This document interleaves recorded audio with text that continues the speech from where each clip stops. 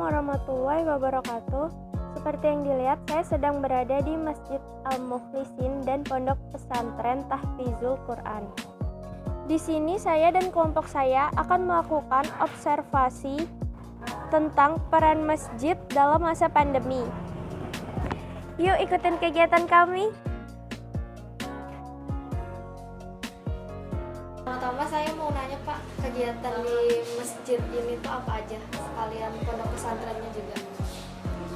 Nah, untuk kegiatannya dari masjid dan pesantren, kalau untuk masjidnya sholat jamaah seperti biasa. Kalau untuk pesantren itu mulai dari tahajud, kemudian KBM, kegiatan belajar mengajar, mulai dari tahfidz sampai pelajaran di kelasnya. Kita biasanya di masjid dan sekitar sini gitu. Ya, mulainya dari jam 4 itu sampai jam 10 malam. Tidak ada keluar-keluar gitu ya? Nggak ada, kita nggak ada keluar, nggak ada pulang, pokoknya di sini terus. Ya, sekeliling ini aja di lapangan. Ya kalau main bulu tangkis di depan itu, menyuci ada tempatnya sendiri, berjajan juga ya di lingkungan sini juga. Jadi nggak keluar komplek. Jadi masjid ini bukan cuma masjid aja, tapi ada pondok pesantrennya juga ya Pak ya? Iya. Kalau misalnya santrinya tidurnya di mana ya Pak? Tidurnya di lantai 3, di lantai 4. Kalau untuk kegiatan belajar mengajarnya Di masjid sini sama di lantai 2. Ada kelas gitu. Iya, ada kelasnya. kalau di lantai 2 itu mungkin pelajarannya seperti apa ya Pak? Kalau di masjid mungkin menghafal ya? Enggak, sama aja, cuma kita tempatnya aja beda.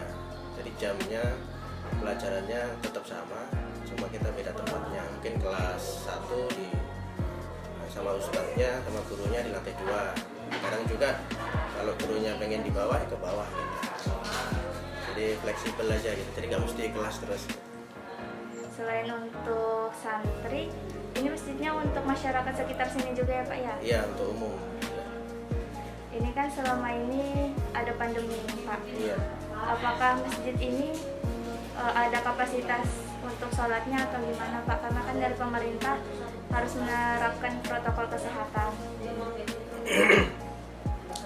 Ya alhamdulillah, mulai dari awal pandemi sampai sekarang, sampai ada surat dari kelurahan juga, dari pemerintah itu.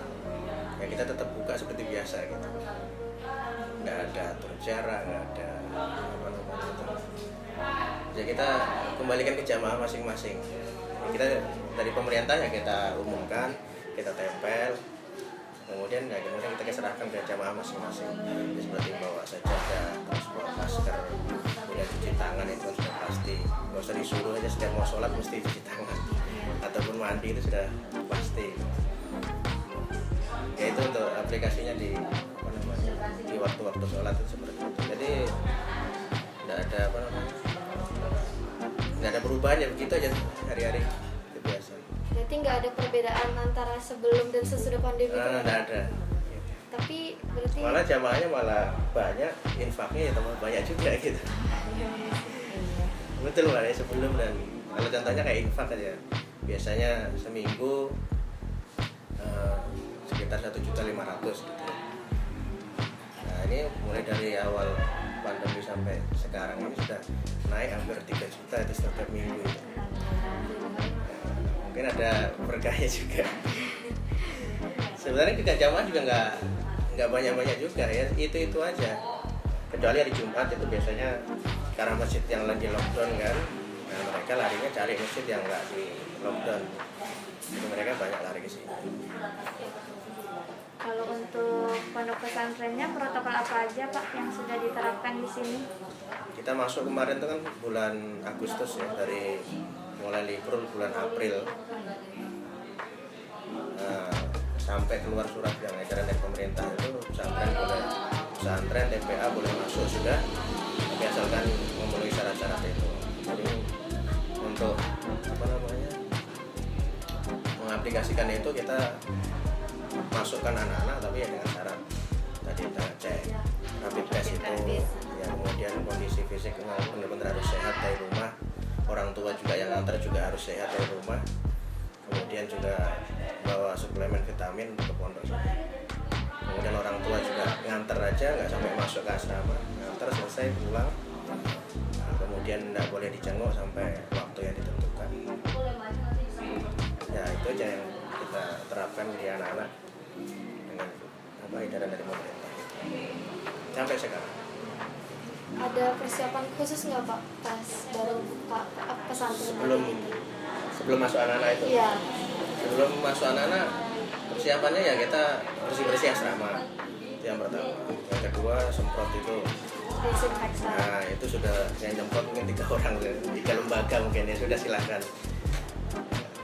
Jaraknya sudah agak lama, 1 bulan, sepertinya bulan depan atau Oh, jadi sebulan sekali ya Pak ya?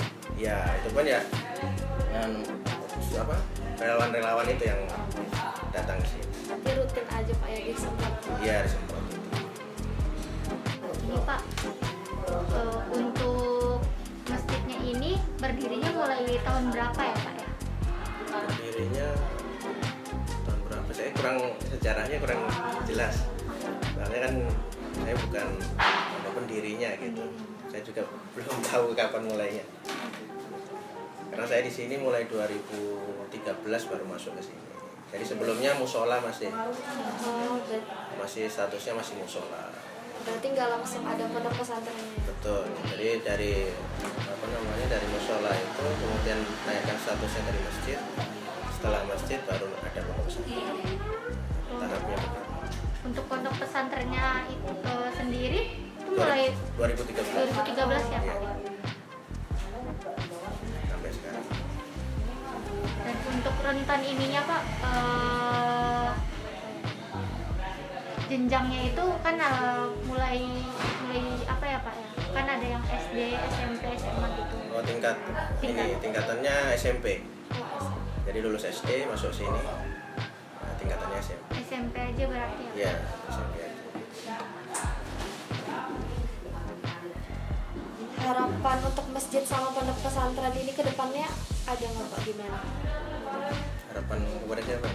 Harapan untuk masjid sama pondok pesantrennya untuk ke depannya gini? Dari saya. Iya. Iya. Dari Bapak. Ya harapan saya, nah ngarepnya ke siapa ya? Kalau kayak gini kan sebenarnya kan ada yang dirugikan, ada yang enggak. Sebenarnya kan harus adil aja gitu. Ya untuk pesantren, untuk pendidikan, untuk masjid itu kan sehingga sama-sama kita sholatnya enak, ya kerja enak. Kalau disuruh ya nggak akan bantah, insya Allah kalau adil. Kayak seperti itu kan sebab aja. Tapi utamanya kan dari Allah. Apa saja yang menimpa kita itu kan sudah ditetapkan oleh Allah. Sekarang kita tinggal jaga diri kita. Itu kan kalau bahasa agama kita kan ikhtiar. Ikhtiar kita di dunia sama ikhtiar kita sama langit. Kalau ikhtiar dunia kita sudah 3M itu sudah. Tapi ikhtiar langitnya nggak pernah.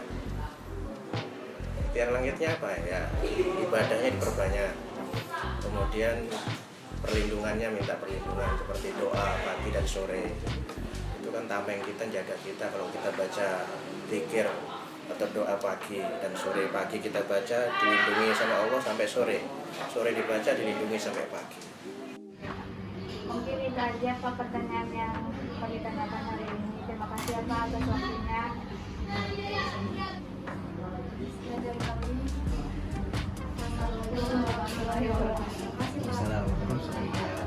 Jadi kita mau tanya tentang pesantren ini dan masjid ini. Sebelum bertanya, namanya adik siapa ya? Hisham. Kalau adik? Agua.